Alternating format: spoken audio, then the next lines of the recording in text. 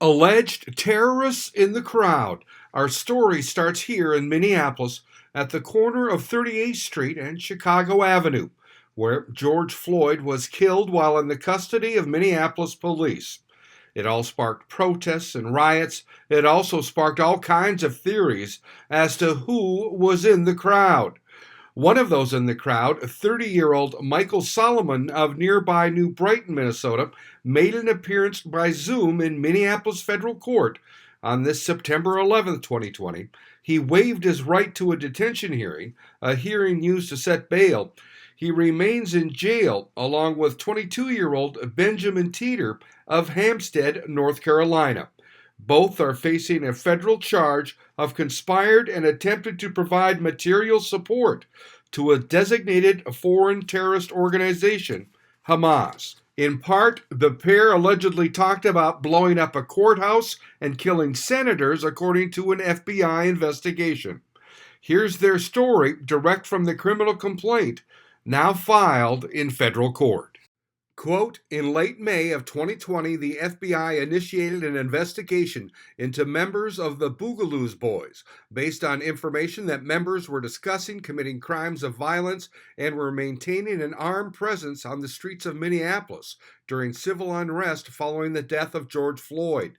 Your affidavit, an FBI agent, knows that the Boogaloo Bois are a loosely connected group of individuals espousing violent anti-government sentiments. The term Boogaloo itself refers to a supposedly impending second civil war in the United States and is associated with violent uprisings against the government. Solomon and Teeter claim to be members of the Boogaloo Bois and a subgroup called the Mujahideen. Beginning on Tuesday, May 26, 2020, Minneapolis and St. Paul experienced widespread arson, rioting, and looting. This unrest and the associated damage and destruction was in part a response to the death of George Floyd during an encounter with the Minneapolis Police Department. The civil unrest received nationwide media coverage and was widely discussed among numerous social media platforms.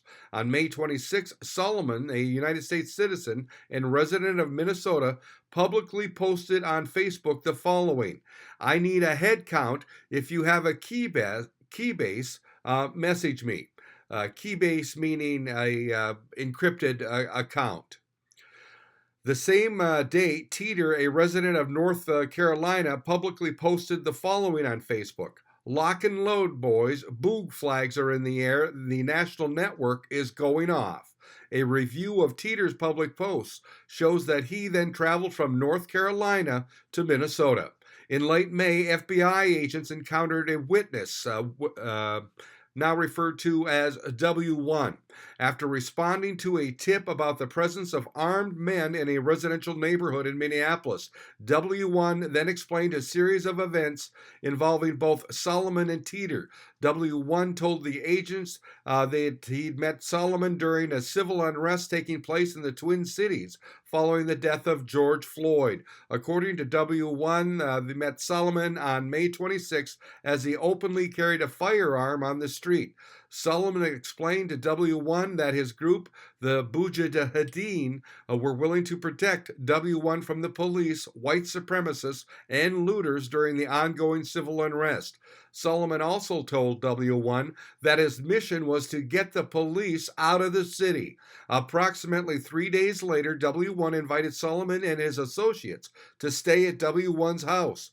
Over the next several days, Solomon, Teeter, and an associate individual stayed overnight at W1's home, and it was during this time that Solomon, Teeter, and an individual discussed committing acts of violence against police officers and other targets.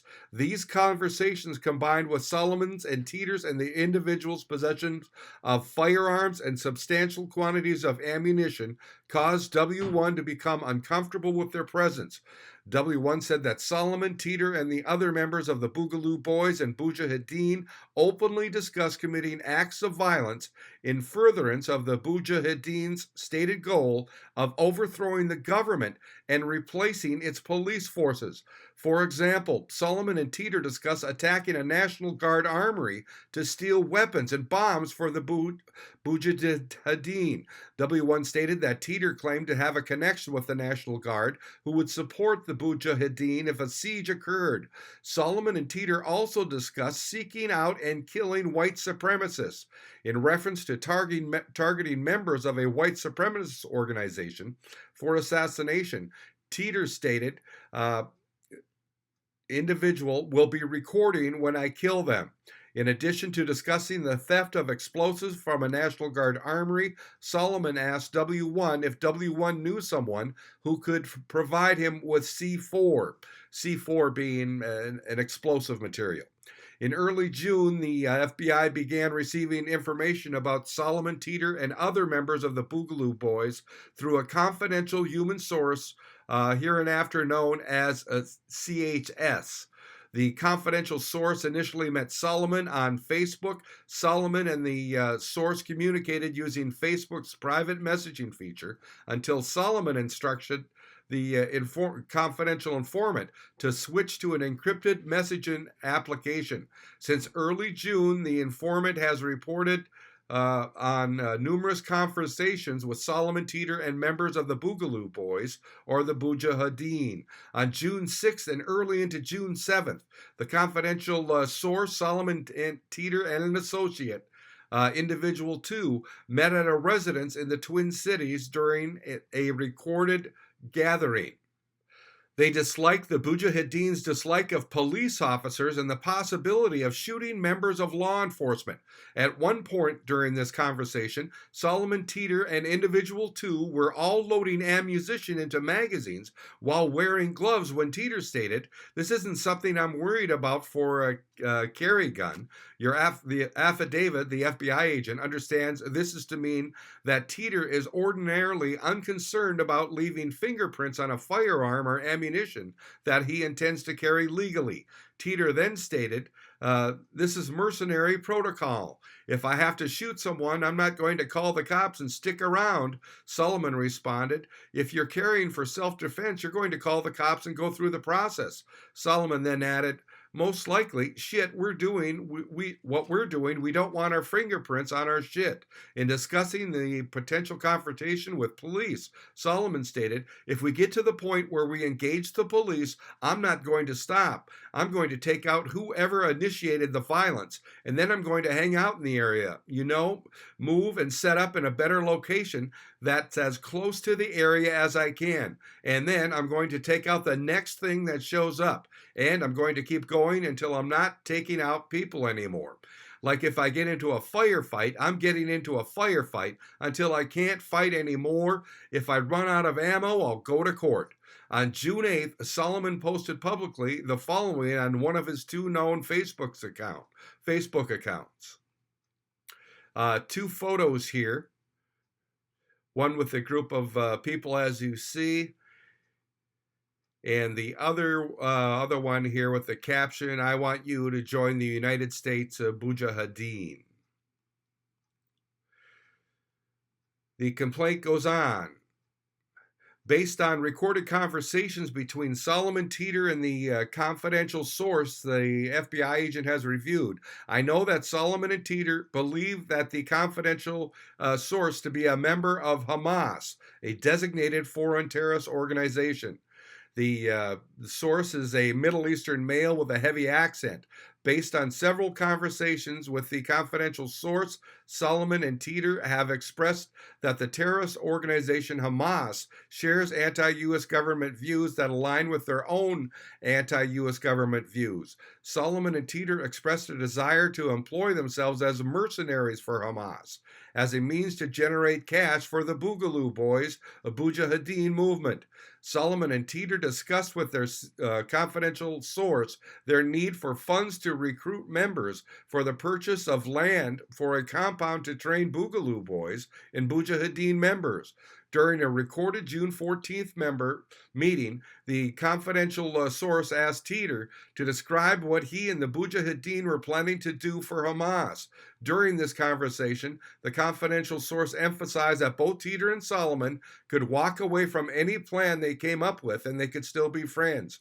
Teeter replied that he and Solomon had long-term goals, but lacked short-term goals and wanted to talk more with Solomon about ideas. When the confidential source asked Teeter to think out loud, Teeter stated that the Mujahideen could make a statement by destroying government monuments. The confidential source told Teeter that his organization, Hamas, could support Teeter and Solomon's effort to make the government look weak. Teeter replied, but just to make sure, C4 explosive falls within. Teeter's voice trailed off in the inaudible recording. The confidential source affirmed that his organization was capable of that kind of support and stated, you asked for C4. What is it you can do in terms of a big statement? Teeter explained that he and Solomon have backgrounds in construction and that one big benefit of that being we understand how things work mechanically, which means if we want to demolish a structure or monument or statue, some kind of statement item, it's a big thing I think we can do pretty easy. I don't have a huge background in plastic explosives, but that's the easiest way to do it. The most controlled way so you don't hurt any bystanders. Thus, when people look at it and say we need to be able to say it was a strike against the government and no innocent people were hurt. When the confidential source told Teeter they could work together, Teeter replied, I would love to do that. I cannot tell you how much I would love to do that. On June 18th, the confidential source met with Teeter. In this recorded conversation, Teeter revealed that he and Solomon had decided to target a historical county courthouse because it was a symbol of the unjust laws that America upholds and had low security. When the confidential source expressed concerns that blowing up a courthouse would be complicated, Teeter replied, right, basic wiring, yeah, I understand the basics of that. So I grew up on a farm. I've wired full buildings from the time I was 14, 15. Teeter told the confidential source that he had been conducting internet research for this plan on the dark web, where he explained, I have access to diagrams and explanations. Teeter said he was researching the use of dynamite with an electric charge on a timer, that he wants to become an expert before doing it, but considers himself a quick study. Teeter said that people would take notice if he took out a historical site that was soft. He went on to say, still, but I'm not in a position where I can start hitting hard targets like that. What I would describe as hard targets, which is a big reward yet, but once we start working together, and I show you some of my other guys at this stuff we have people willing to work with us, and that this is a thing we can accomplish. Then we can start doing the things that would allow me to hit hard targets. Teeter stated that he wanted to conduct the attack at night so as not to hurt anyone. Teeter then identified a specific historical courthouse in northern Minnesota. The confidential source asked him if he is positive he wanted to do this, to which Teeter replied yes. On June 19th, Solomon and Teeter met with the confidential source to discuss the plot to destroy a specific county courthouse located in northern Minnesota. This meeting was recorded in Teeter's presence. Solomon confirmed for the confidential source that Solomon and Teeter were working on a courthouse destruction plot together. We're kind of the same entity, right? Like if he's not here, right, I think you can agree that I can speak for you. But if I'm not there, he can speak. We're on the same page, Solomon also explained to the confidential source how he and Teeter would be an asset to the Hamas, to you and your friends. We've got to be pretty valuable because two American-born white boys, right? We can move around like nothing. We can take anything anywhere. Solomon then asked for an investment into our future. Teeter stated, I'm set up. I'm working on calculating the exact amounts of the explosives and stuff I need for that, and I'm ready to go. When asked about the cost for the courthouse plot, Teeter replied, I can run the numbers on the explosives as far as a stick weight to detonation pretty quickly. I should be able to pull up the schematics on the courthouse pretty easy and figure out the exact science. When discussing future targets of the Boogaloo Bois, Solomon said, as soon as we mark the politicians that we'd want to.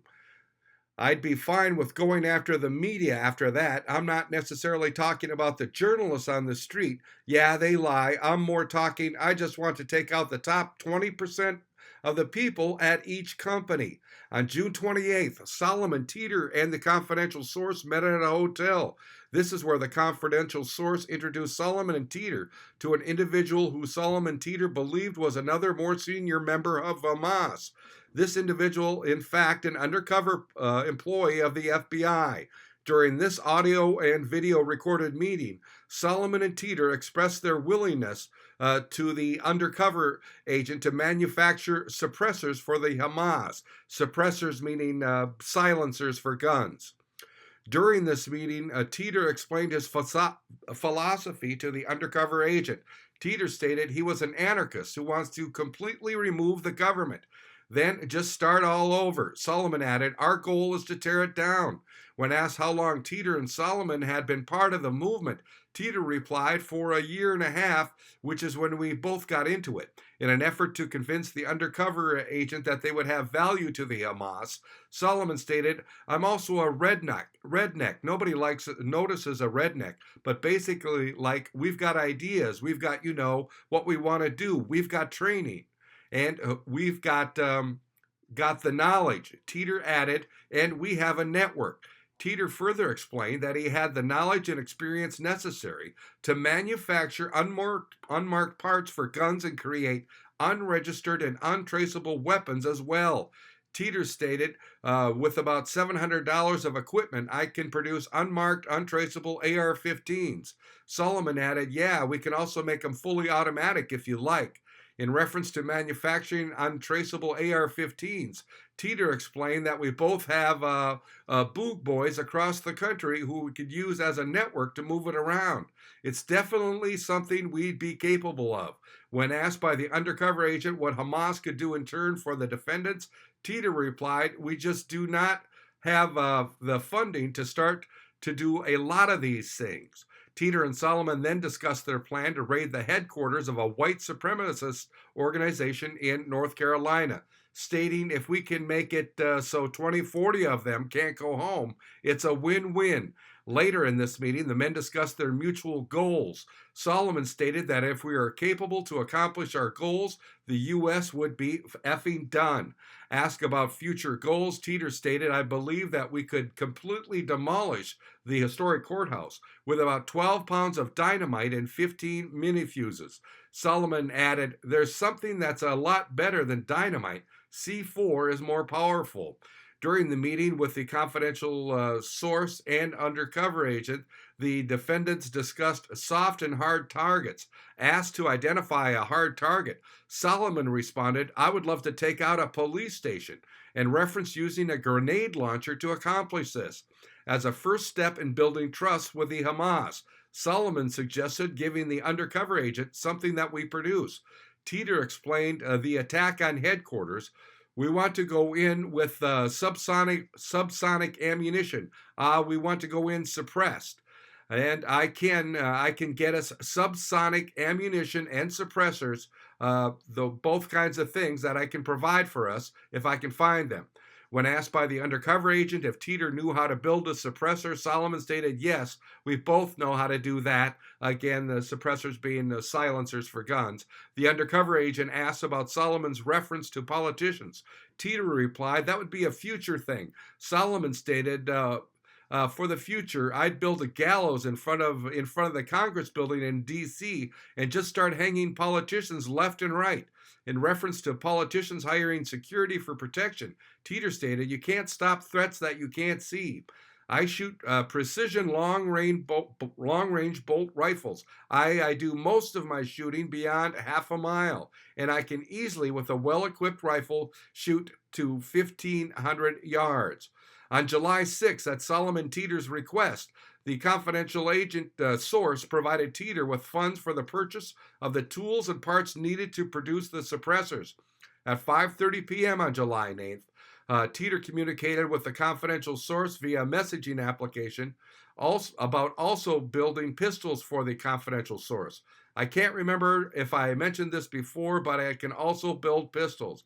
The Sig Sauer P320 is a modular, which means with a jig and parts kit I can drill and build them. In reference to the suppressors they had previously agreed to build for Hamas, Teeter texted the following: I am excited to see my products in action. Approximately 45 minutes later, Solomon and Teeter purchased a drill press at a Maple Grove hardware store and were observed loading the drill press into the bed of Solomon's red pickup truck. This drill press has been kept at Solomon's home since. On July 16th, Solomon and Teeter informed the confidential source they had successfully manufactured 5 functional suppressors and showed the devices to the confidential source while in Solomon's home. During this recorded meeting, Solomon and Teeter proposed using explosives to destroy a different historic courthouse located in the Twin Cities area. Further, Solomon and Teeter again proposed converting semi-automatic rifles into fully automatic firearms for the benefit of the Hamas. The following day, July 17th, the confidential source informed Teeter in a recorded conversation that suppressors would specifically be delivered to the militant wing of the Hamas. On July 30th, Solomon and Teeter delivered the 5 suppressors to the undercover agent, at which time both Solomon and Teeter expressed their desire to manufacture additional suppressors with fully automatic weapons for Hamas. During this meeting, Solomon and Teeter explained that they were delaying the plot to demolish a courthouse so they could continue to build their relationship with Hamas, which would include the manufacture of additional suppressors. On August 5th, Teeter and the confidential source discussed on a secured messaging application the suppressors he and Solomon had supplied. In this exchange, the confidential source told Teeter that he was eager for the suppressors to be delivered to his organization and be put to use. Teeter replied, I hope between this and my people's work here, we can turn the tide for you. On August 12th, in a recorded conversation, Solomon and Teeter further described for the confidential source their reason for delaying the plot to blow up a historic courthouse. Solomon and Teeter stated they did not simply want to blow up a historic courthouse, but rather preferred to execute a larger plot when the Boogaloo Bois are better positioned to fulfill their goals. As an example of a larger plot, Solomon and Teeter discussed the murder of politicians. Now, here are quotes from Solomon and Teeter. Solomon: here's the thing, if and when we make a statement right, I don't want to blow up some effing bullshit courthouse in the middle of nowhere, Minnesota. Teeter: that's why I picked a different one. I picked a really famous one. Confidential source: oh my God. Solomon: here's the thing, I want to take down 20 senators while they're playing effing baseball, right? Teeter: that is a better idea. That's a much better idea. Confidential source: oh my God, 20 what? Teeter and Solomon: senators. Teeter: like U.S. senators. Solomon: I don't want to blow up a courthouse. I want to murder a bunch of U.S. politicians. That's the statement I want to make. Confidential source: that's a statement for real. Solomon: exactly. Teeter: I mean, people have definitely shot some before. If anyone can get a shot off at them, it means that we can easily take out the rest of them. Solomon: yeah. Notes here from the complaint. The idea appears to be in reference to the June 2017 shooting during a softball practice for congressmen in Alexandria, Virginia. Back to the criminal complaint. On August 20th, the undercover agent showed Solomon and Teeter a video of purported members of Hamas firing rifles equipped with suppressors manufactured by Solomon and Teeter. Upon viewing the video of their suppressors in use, both Solomon and Teeter reacted positively. Both Solomon and Teeter then immediately proceeded to negotiate a price for an additional 5 suppressors. As Solomon and Teeter discussed pricing for the additional suppressors with the undercover agent, Solomon told the undercover agent that his organization would get a steep discount of 50% on future suppressors. The undercover agent told Solomon and Teeter that these additional suppressors would be used overseas to attack Israeli and U.S. forces training with them. Solomon and Teeter agreed to build them quickly and agreed on a price of $1,800 for the 5 additional suppressors. suppressors. Later in this recorded conversation, Solomon and Teeter proposed creating a storefront where they could build suppressors and rifles in the back while maintaining a legitimate appearing maintenance business. In return for a loan from Hamas to start this business, Solomon and Teeter reiterated the idea of giving Hamas a discount on the suppressors and rifles. On August 29th, Teeter and Solomon met the undercover agent and confidential source at a hotel room. This meeting was audio and video recorded. Teeter and Solomon told the undercover agent and confidential source that the parts needed for the suppressors had not arrived and therefore were not ready for delivery. Teeter and Solomon expressed disappointment in themselves that they had failed to deliver the additional suppressors on time. At the same meeting, Solomon and Teeter did deliver a drop in the auto sear to the undercover agent and confidential source. The FBI agent knows that a DS is a part designed and intended for use in converting a weapon to shoot automatically by a single pull of the trigger. Solomon told the undercover agent and confidential source that he tested the functionality of the DS earlier and that it appeared to function properly on his own rifle. Solomon and Teeter assured the undercover agent the user could get hundreds of rounds shot out of the DS. Teeter recommended, I would say, use one for the first time for combat, then just for training maybe after that until you know how long they last. The undercover agent stated it would be sufficient if the DS worked long enough to kill a few Americans and Israeli soldiers, to which Solomon replied, yeah. The undercover agent asked Solomon to demonstrate how to insert the DS into a rifle that the undercover agent had in his possession. Solomon did so, but noted that this DS appeared to be too large for the undercover agent's rifle. Solomon stated he could order a smaller version because a supplier was creating them with a 3D printer and could change the dimensions of the DS for him. When the confidential source asked Solomon and Teeter if the manufacturer of the DS test the fit of the DS in a weapon, Solomon stated, yeah, but that's technically super illegal. Further, in regard to manufacture of the parts used to make the suppressors, Teeter stated, if they knew what we were doing with them, they'd report us to the FBI. And that's the end of the criminal complaint, as the two suspects didn't realize they were talking to the FBI, and they're now in jail. But is this the end of the story? Are more people involved? We'll keep you updated. I'm Neil Carlson reporting for iNewZ.TV.